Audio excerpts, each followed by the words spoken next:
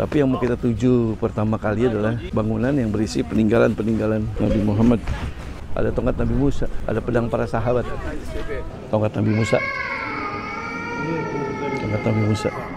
Ini yang bikin saya sedih luar biasa karena kita menyaksikan telapak kaki Nabi Muhammad SAW.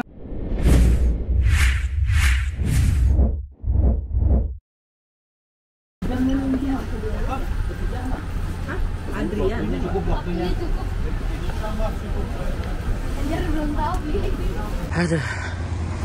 Ayo guys, kita mau ke Top Apa. 15 menit lagi nih, 10 menit lagi tutup Top Apanya. Yang lain masih pada di bawah. Ayo, ayo Om, semangat.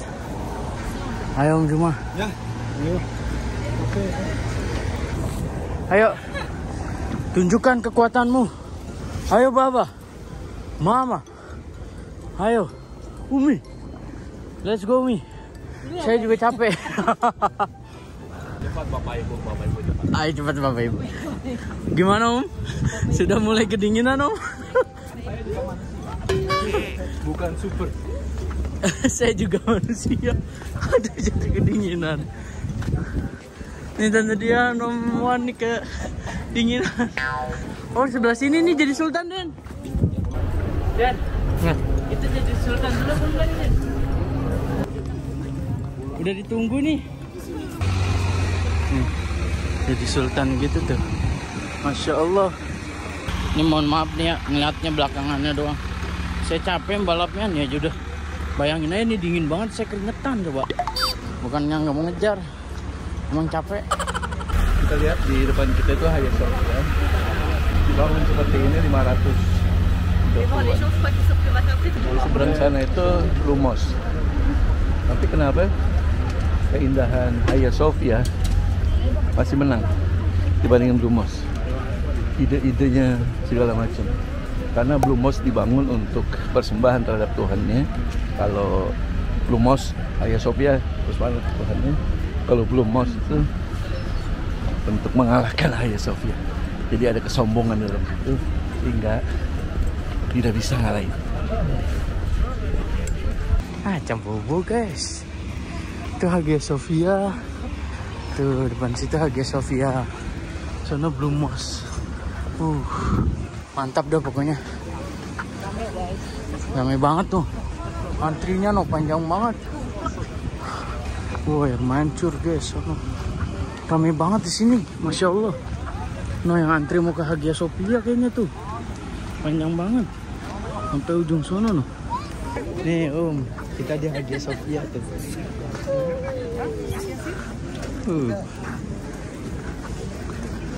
Hagia Sophia. Nih yang antri nih. Yang antri ke Hagia Sophia nih. Tuh. Noh. Lihat noh. Sampai sono. Nih. Salah maksudnya dari sono. Assalamualaikum warahmatullahi wabarakatuh. Saya hari ini kita sedang berada di depan Istana Topkapi yang sekarang sudah menjadi museum. Istana ini dibangun oleh Sultan Mehmed setelah berhasil menaklukkan ini. Dia bangun ini seluas 700.000 kilometer luasnya. Kemudian di dalam ini bisa menampung 4.000 orang. Saya info dulu sebelum kita masuk. Biasanya di musim dingin mereka lebih awal ditutup jam 4, tapi saya sudah dengar mungkin sampai jam 5 mereka. Oke. Kalau jam 4, udah tutup. Ini pintu pertama, namanya gerbang Babu Humayun. Terdiri dari 3 gerbang. Pertama Babu Humayun, yang kedua namanya Babu Salam. Dari Babu Salam kita bisa masuk dengan tiket, oke? Ini bebas masuknya, dulu sama. Kalau pada tahun 1460 itu oleh Muhammad Al-Fatih dibangun. Ini halaman yang pertama, halaman umum. Sebentar lagi kita akan masuk. Sebelah kiri saya, Bapak Ibu, ada air mancur Sultan Ahmed. Sultan Ahmed 3. Ada di dalam Kesultanan Osmaniyah, Sultan Ahmed ini nomor 3. Itu yang dibangun oleh Sultan Ahmed juga, tapi itu bukan Sultan Ahmed yang pertama. Sultan Ahmed 1, ini Sultan Ahmed 3. Fungsinya 2 Bapak Ibu air mancur. Ini fungsinya yang pertama untuk minum, Yang kedua di depan ada 2 pintu. Orang dulu yang kasih sedekah atau zakat masuk ke dalam, taruh ke depan jendela. Yang butuh ambil dari depan jendela. Yang ambil yang butuh aja. Ini 700 meter persegi Bapak Ibu. Itu dinding benteng Istana Topkapı. Ini di atas bukit kelihatan Laut Marmara di tempat strategis. 700.000 meter persegi. Yang kita akan masuk ke dalamnya 80.000 meter persegi yang kita masuk.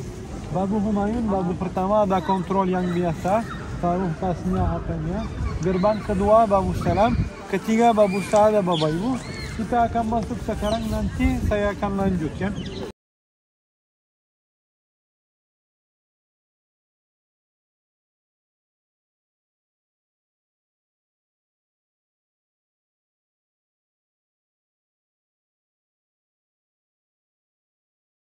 Tahiroğlu. Öyle. Kolay gelsin. Altınözlü. Yol azdı. Mukabros. Left side. Kamu dekat-dekat aku saja.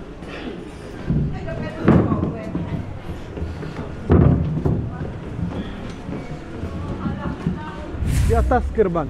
Yang lain ada ada tulisan Osmaniye. Kenapa tulisan Osmaniye? Huruf Arab.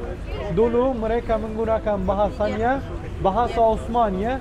Setelah menjadi Turki Republik, mereka diganti Republik Turki bahasanya dan hurufnya Bapak Ibu. Kalau Anda lihat simbol ini di dalam Turki dan di luar Turki, kita bisa mengerti ini bangunan Osmaniye. Kenapa di luar Turki? Bapak Ibu, Kesultanan Osmaniye setelah ambil khilafah. Udah mengerti khilafah ya? Pemerintahan. Ambil dari Mesir, Memalik. Mereka berhukum semua negara Islam mengikuti khalifah, dan mereka ada bangunan di luar negeri, di luar negeri Turki. Karena itu kita bisa mengerti ini bangunan Osmaniye. Halaman yang pertama, yang lebih besar halaman di dalam istana. Ini 700.000 meter persegi sampai depan Laut Marmara. Karena Bapak Ibu mereka ambil dari kerajaan Bizantium yang lebih kuat pada saat itu di seluruh dunia, Bizantium. Mereka dihancur Muhammad Al-Fatih. Ketakutan mereka mau masuk lagi ke kota Konstantinopel. Karena itu mereka dilindungi kotanya dari istana ini pada tahun 1460. Selesainya 1478. Selama 18 tahun dia membangun bangunan itu Muhammad Al-Fatih. Dari Muhammad Al-Fatih sampai Sultan Abdul Majid, 24 sultan mereka berhukum di dalam istana ini. Setiap sultan dia tambah bangunan ini. Dia cuma membangun istananya Bapak Ibu di dalam 18 tahun. Ini yang lebih besar halaman umum dulu. Seperti sekarang kita masuk bebas.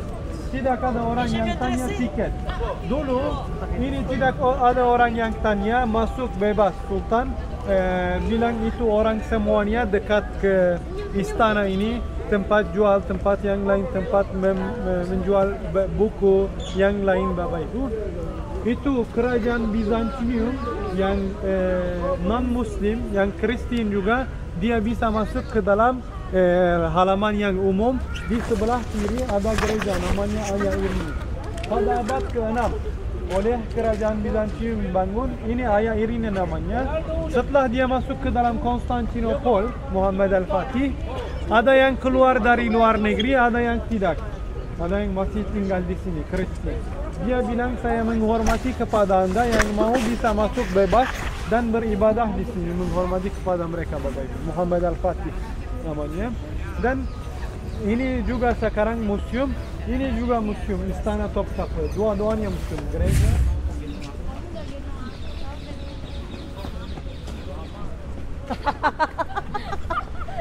Ini luasnya 700.000 meter persegi. Jadi untuk mengelilingi semua ini dalam satu hari nggak mungkin.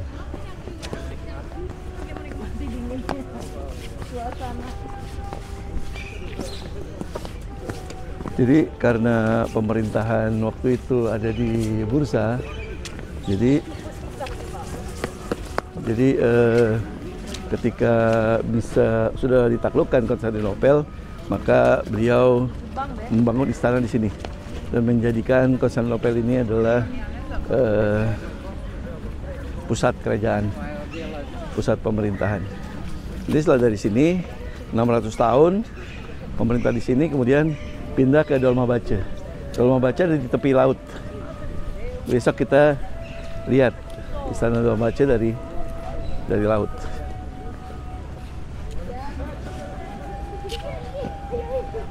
Kalau kita lihat di situ ada cerobong. Ada cerobong adalah dapur kerajaan. Karena di sini ada 44.000 orang yang kerja. Bisa dibayangkan bakannya itu bagaimana? 4.000 orang. Jadi dapur kerajaan itu punya pegawai sekitar 1.000 orang untuk melayani 4.000 orang. Ya, untuk ngurusi makannya aja.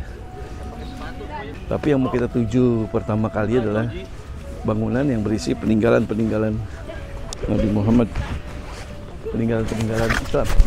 Bukan hanya Nabi Muhammad, tapi ada tongkat Nabi Musa, ada pedang para sahabat, ada juga pedang Nabi, ada juga pakaiannya Siti Fatimah Zahra, ada tapak Nabi.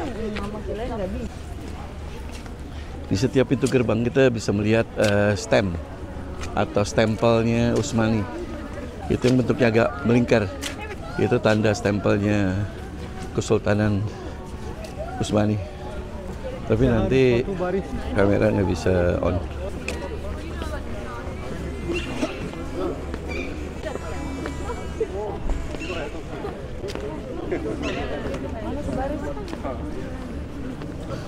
Tuh, yang lingkaran itu stempelnya Utsmani.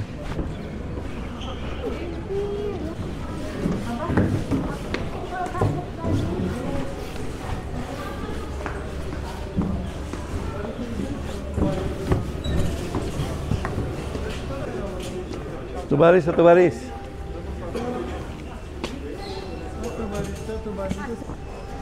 Kelihatan nggak Den cerobong asapnya Den? Ini dapur kerajaan. Ini semua bangunan masih asli ya, belum ada restorasi. Ini. Lagi minum deh, lagi minum deh. Ya ini marmer tuh ya. Marmer kan nggak pernah ada usianya, kecuali gempa. Pemerintahnya memerhatikan benar, besar ada mobil patroli binatang kan. Jadi ada mobil patroli khusus untuk binatang. Jadi binatang sini diperhatikan. Contoh ini hal-hal kecil seperti ini untuk minum burung nih. Di kita mau boro-boro, kadang-kadang buat manusia aja jalan kaki, trotoar kagak ada. Inilah kalau Islam dijadikan pedoman dan dijadikan dasar untuk memerintah. Ya, maka makhluk hidup pun akan diperhatikan. Sampai Babu Saada. Ini namanya Babu Salam di tengah, ada dua menara. Tadi kita masuk dari sini. Sultan keluarganya orang yang kerja.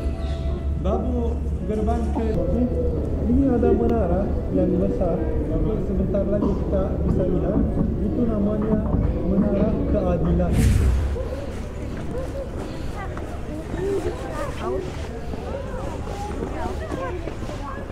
Jangan diganggu dong, burungnya mau minum.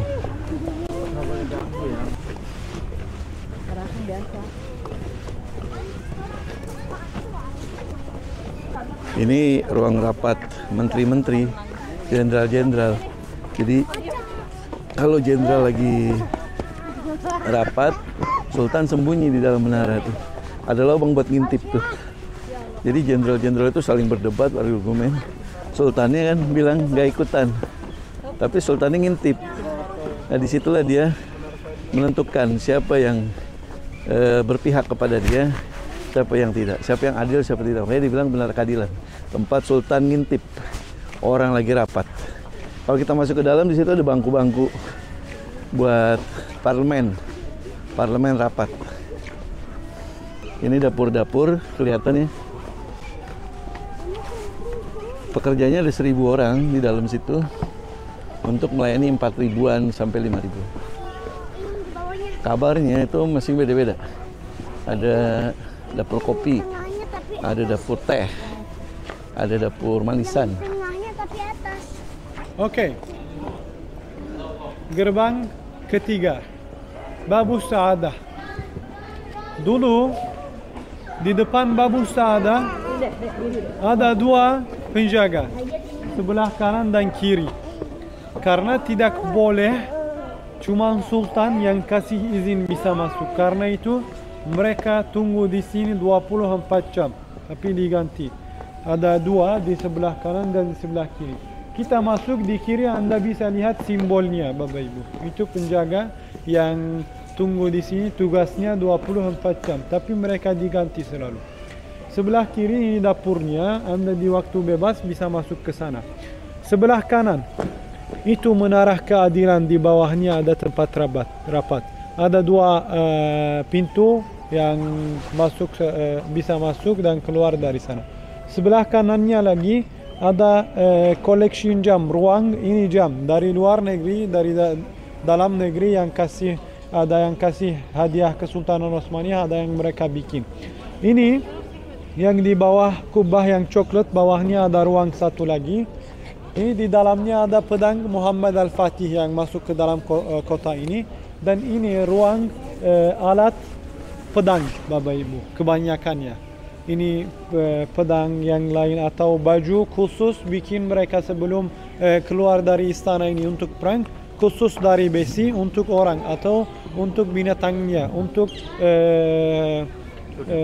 kuda, untuk muka kuda, semuanya di dalam. Dan bisa lihat diamond yang lebih indah, yang lebih terkenal pada abad ke-16 di dalam Kesultanan Osmaniyah, namanya Kasyikçi, Bapak Ibu.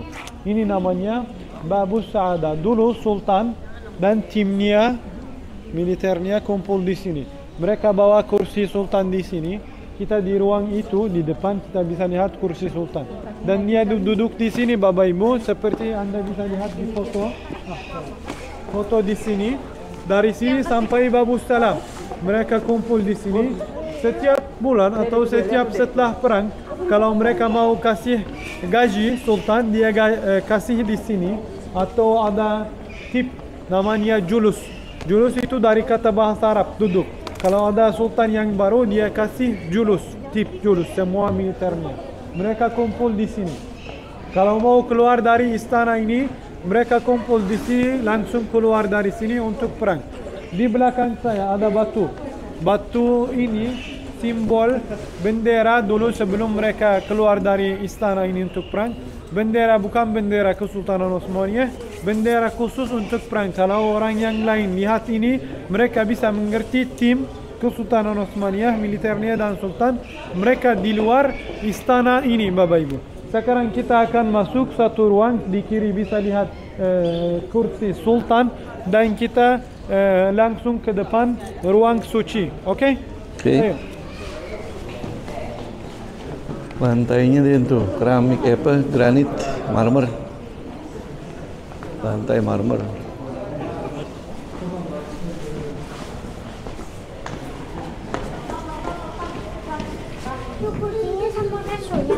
Kayaknya emas murni.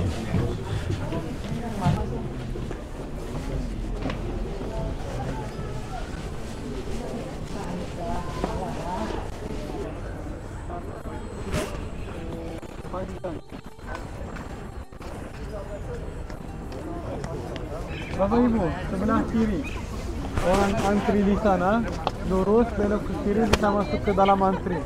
Sekitar 10 menit. Ini nggak bisa dekat ya, jadi tadi pas mau masuk di sini.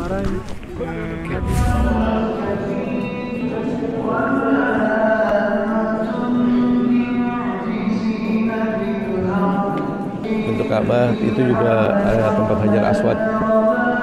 Apa namanya, sebelum diganti sama yang baru. Hajar Aswad.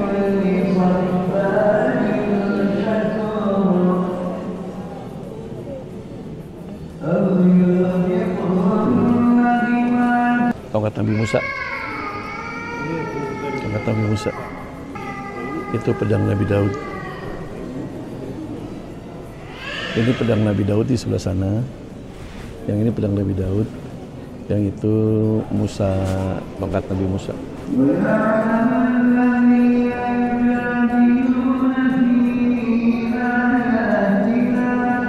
Yang satu batu dari Madinah Al-Munawwarah, satu lagi batu dari Karbala.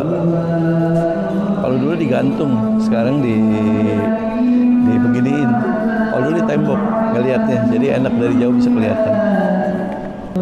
Itu tempat Nabi Muhammad minum. Mangkoknya tempat Nabi Muhammad minum.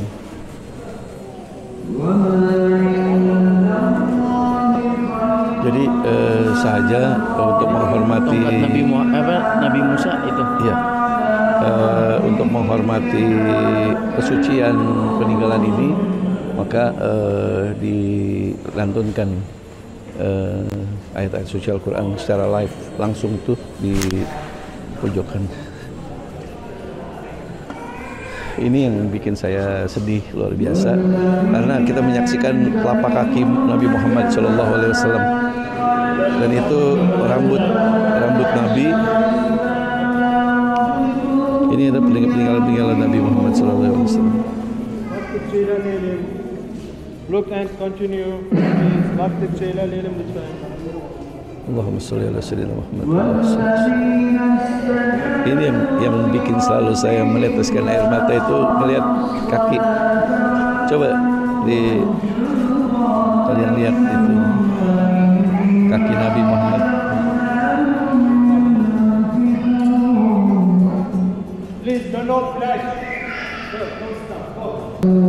Ini ada pedang-pedang, salah satunya ada bow.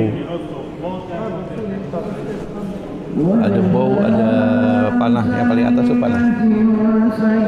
Atas panah. Sarung panah, yang berikutnya adalah pedang. Pedang Nabi. Ya, jadi itu panah Nabi dan pedang Nabi. Nah, yang satu yang di bawah paling atas kedua itu sarungnya, sarung pedang.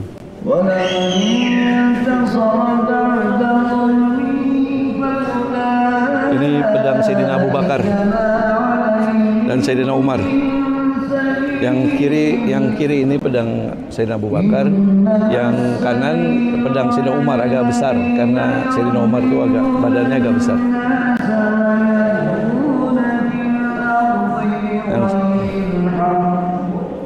Kalau ini pedang Sayyidina Utsman, yang sebelah kanan pedang Sayyidina Ali.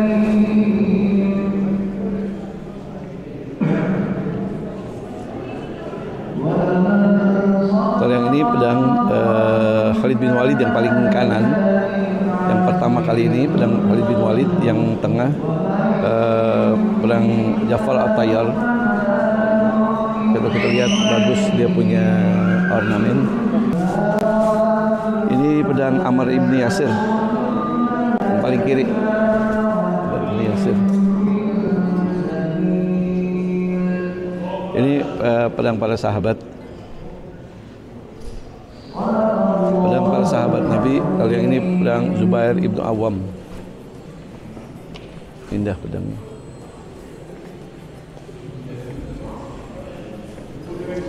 Ini dulu tempat jatuhnya air dari Ka'bah. Ini yang edisi pertama kali, ya, masih zaman jahiliyah. Nah, ini udah diganti dengan ini sebelum yang diganti lagi yang sekarang.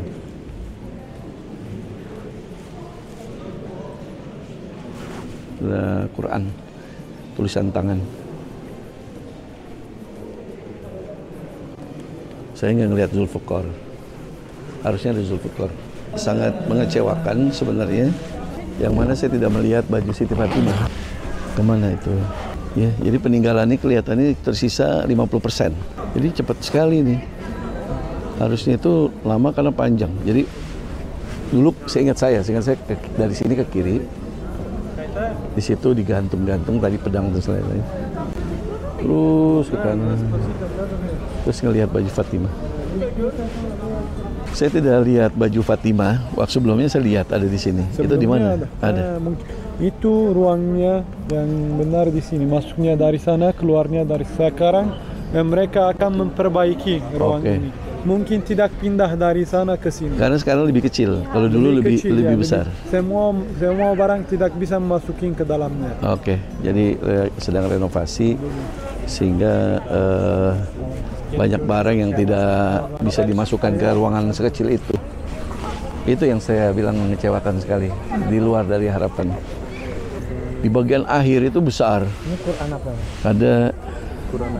Ada baju Siti Fatimah. Dan kenapa penting saya bilang, kalian pasti akan bersedih. Kenapa? Karena baju Siti Fatimah itu udah ditambel-tambel, compang-camping, coba bayangin. Baju anak dari manusia mulia, termulia di muka bumi ini, bajunya rombeng, compang-camping. Itu yang nggak bisa kita menahan air mata, bahwa betapa memprihatinkan kehidupan beliau saat itu. Bukan berarti beliau miskin, bukan berarti beliau tidak punya. Sayyidina Ali lebih mengutamakan dan Siti Fatimah lebih mengutamakan berbagi kepada orang lain, sehingga anaknya Sayyidina Hasan dan Sayyidina Husain punya akhlak yang sangat mulia karena terlahir dari dan dididik oleh wanita termulia, wanita yang harum bau surga, tubuhnya bau surga, dan laki-laki yang berakhlak mulia, Sayyidina Ali. Dan kata Rasulullah, Ali itu adalah pintunya kota ilmu. Jadi kata Nabi, ana madinatul ilm, aku adalah kota ilmu, wa aliyu babuha, dan Ali adalah pintunya. Jadi anak-anak beliau adalah anak-anak yang terdidik dengan sangat baik dan lebih mengutamakan orang lain. Jadi hidupnya, perjuangannya bukan untuk diri sendiri, tapi perjuangannya adalah untuk membahagiakan orang lain. Dia punya gandum bagus, diberikan kepada orang, dia makan gandum yang busuk. Dia punya pakaian bagus, diberikan kepada orang, dia pakai yang buruk. Itulah akhlak Sayyidina Ali dan para keturunan Rasulullah SAW. Kita ini masih jauh daripada itu, masih banyak mengejar keinginan sendiri, masih banyak bekerja buat kepentingan sendiri. Kapan kita bekerja buat orang lain? Kapan kita bekerja untuk umat manusia?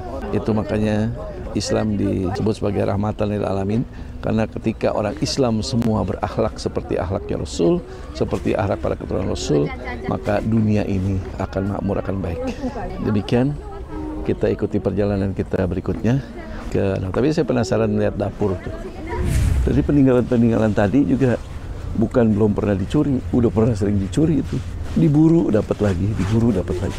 Sekarang itu kita masuk itu di scan. Apakah ada alat buat melakukan aksi? Kita mau lihat ini nggak? Ruang keadilan. Ya, sebelum kita ke Pedang, kita ke keadilan juga.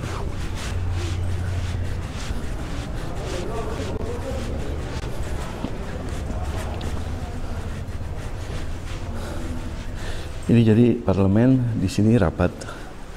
Ya, semua mereka berbincang dan tanpa mereka ketahui ini seperti sirkulasi udara, tapi ternyata Sultan mendengar dan kuping dari situ apa yang diperbincangkan oleh seluruh anggota parlemen dan menteri-menterinya di sini, sehingga beliau bisa melihat siapakah yang adil dan siapakah yang berpihak untuk diri sendiri. Itu cara Sultan untuk menentukan keadilan.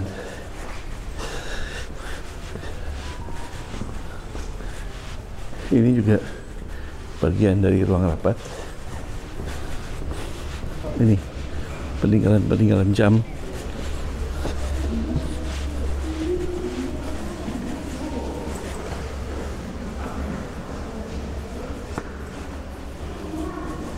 Jam-jam daripada bingkisan anggota kerajaan.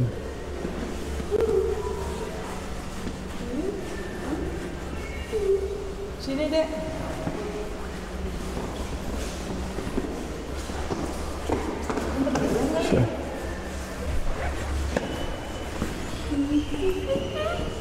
Oh, iya kayaknya dia hati-hati.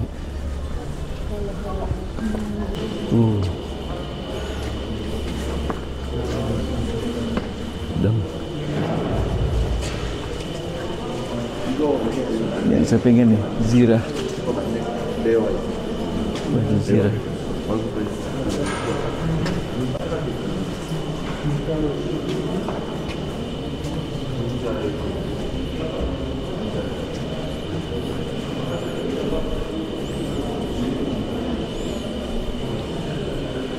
Ini pedang Sultan Salim. Kalau dilihat dari bentuk pedang-pedang zaman Nabi, lebih keren zaman Nabi ya. Sultan Salim. Iya. Berat.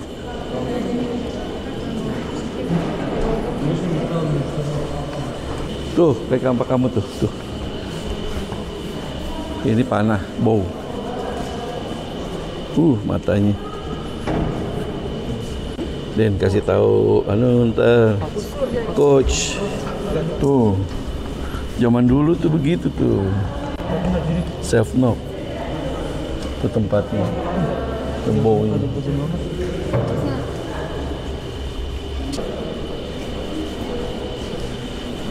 Ini dek, kapaknya dek. Bagus ya dek.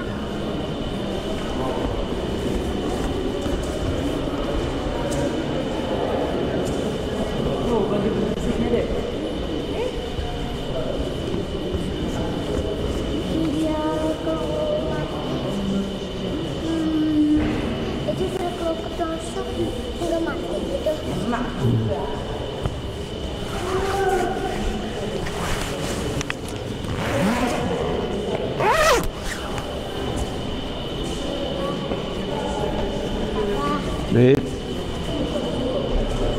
Den.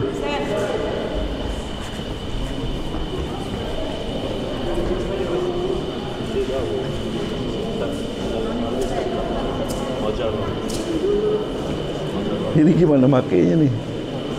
Itu udah gede banget pedangnya. Gimana cara megangnya nih? Wah. Iya, gede banget itu.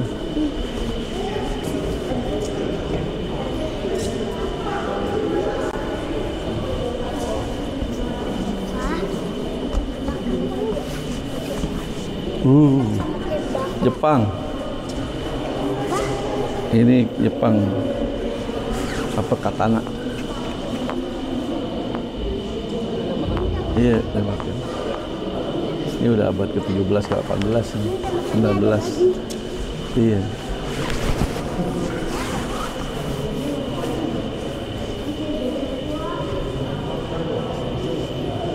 Abad ke-18. Ping.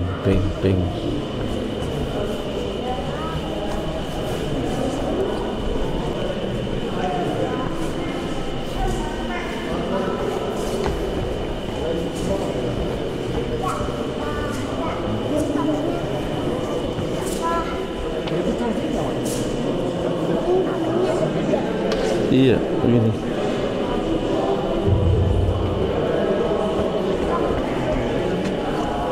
Apa sayang? Oh iya, ada teroris.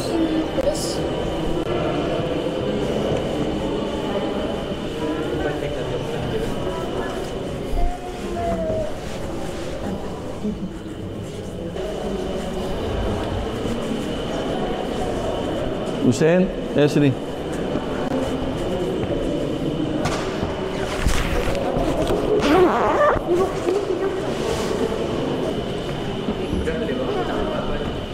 Nggak tahu. Jadi kamu lihat nggak berapa lebih berharga ini apa di sana? Di sini ada pengamanan nggak ada. Di sana CCTV di mana-mana. Karena pernah dicuri. Jadi tongkat yang kamu lihat ke kayu begitu doang. Itu berkali-kali dicuri.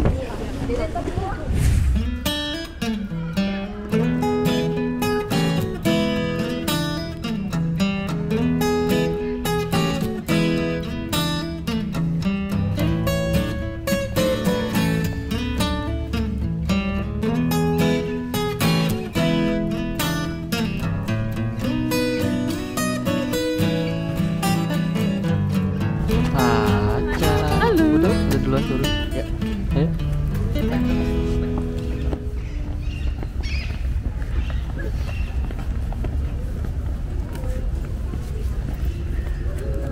Makan malam di chicken curry rice. Nah, ketemu Cimik lagi.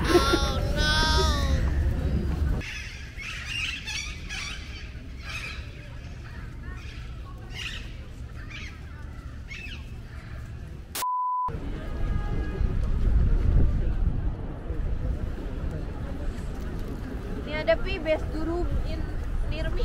Mana? 9 menit. Mana? Ah, jauh sana. Iya, Pak.